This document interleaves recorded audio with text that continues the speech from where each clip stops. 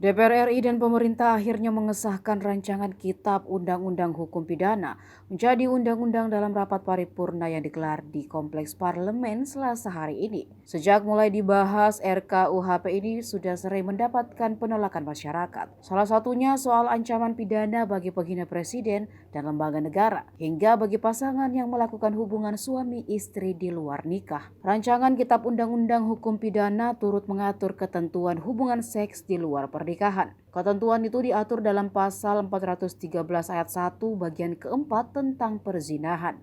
Dalam pasal tersebut, orang yang melakukan hubungan seks di luar pernikahan dapat diancam pidana penjara 1 tahun. Akan tetapi, ancaman tersebut baru dapat berlaku apabila ada pihak yang mengadukan atau dengan kata lain delik aduan. Untuk yang sudah menikah, maka pihak yang berhak mengadukan adalah pasangan mereka, yakni suami atau istri. Sementara jika belum terikat perkawinan, maka yang bisa mengadukan adalah orang tua atau anaknya. Pengaduan dapat ditarik kembali selama pemeriksaan di sidang pengadilan belum dimulai. Kemudian RKUHP turut mengatur orang-orang yang tinggal bersama seperti suami istri, tapi tanpa terikat perkawinan melalui pasal 414 ayat 1. Pidana penjara 6 bulan menanti mereka yang melakukan kumpul kebo itu.